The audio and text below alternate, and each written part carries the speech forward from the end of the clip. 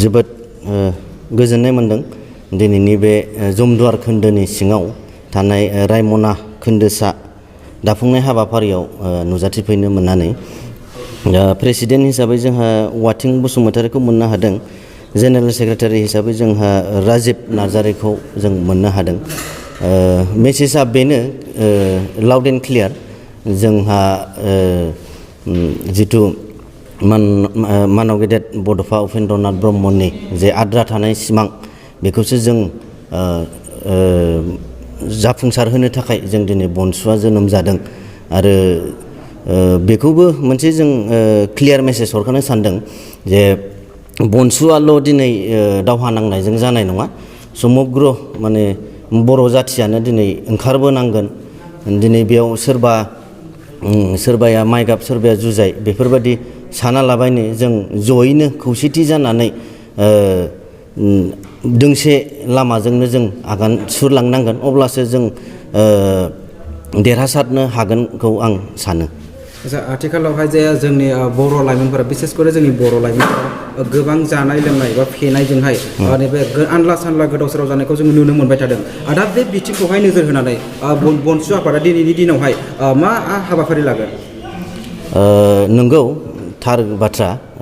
आथिखालाव जों बर' लाइमोनफोरखौ गोबां बेबादिनो ड्राग्स एडिक्ट आरो एबा फेग्रा मुवा बेसाद जानायखौ गोबां माने बांनायनिफ्राय बांलांगासिनो दं, जों बेखौ नुनो मोनदों। दा बे खेथ्रआव जोंहा दाख्लै सेन्ट्रेल केबिनेटनि मोनसे सेन्ट्रेल कमिटिनि मोनसे केबिनेटआव जों अलरेडि डिसिसन लाखाबाय। आंनो क'क्राझार जिल्लानि गाहाय नेहाथारि जानानै आं मोनसे प्रप'जेल होदों। बेनो जाहैबाय माने गासैबो बिदिनो सात्रफोरखौ एबा लाइमोनफोरखौ लानानै मोनसे सांग्रांथि मेल, जेरै रिकभार जानाय सुबुंफोरखौ लानानै सोरबा बेबायदिनो माने रिकभार जानानै फैनायफोर थायो, बैसोरखौनो लानानै बिसोरखौनो एगजामपोल होनानै जों बावैसो उनाव जों कलेजनि स्टुडेन्ट बा लाइमोनफोरखौ लानानै जों मोनसे सांग्रांथि मेल माने खुंनो आखायाव लादों। आच्छा, मैया जे APSCनि रिजाल्टआ फोसावजाबाय। दा APSCनि रिजाल्टआवहाय जोंनि बर' मानसिफोराबो जे गासै 14सा पास जानायखौ उथ्रिसारनायखौ जोङो नुनो मोन्दों। दा बैसोरबायदि गोबां मानसिफोर जोंनि बर' हारिनि गेजेरावहाय जुदि खालामनांगौबा जोंनि लाइमोनफोरा मा हाबा मावनांगोन? गिबियावनो साफ्रोमबो जोंनि बर' हारिनिफ्राय बे 14 जन जा APSC आनजादाव उथ्रिसारनो हादों बिथांमोनखौ गिबियावनो आं कंग्रेचुलेसन्स होनो सानदों। मावनांगौ हाबाफारिया बेनो, माने मोनसे गावबागाव एम थानांगोन, मटिभ थानांगोन, गावनि मा होनो नाजानाय थानांगोन, अब्लासो साक्सेस जागोन। दिनै जों नुनो मोन्दों BTR सरकार एबा BTC सरकाराबो सुपार 50 मोनसे मा होनो स्किम लाखिदों। दा बेफोरनि थ्रुयैबो मोनसे गिदिरथार मोनसे हेफाजाब एबा हेल्प मोनगोनखौ आं आसा खालामो। आरो फैबाय थानाय समाव बेबादिनो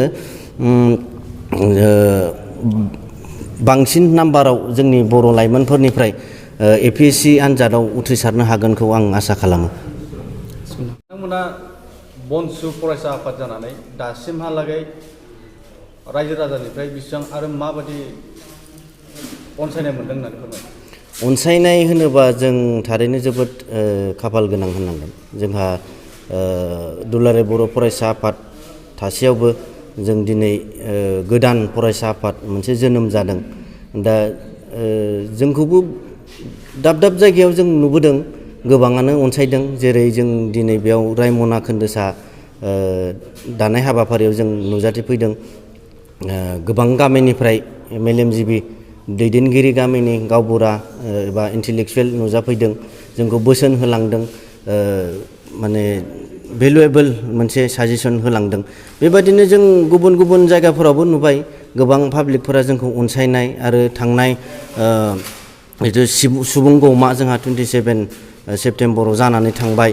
गोबां पाब्लिकफोरनि एबा नुजाथिनायखौ जों नुनो मोनदों। बेबो मोनसे जेनेबा बनसुनि सायाव बा बर' माहारियारि फरायसा आफादनि सायाव मोनसे मा होनो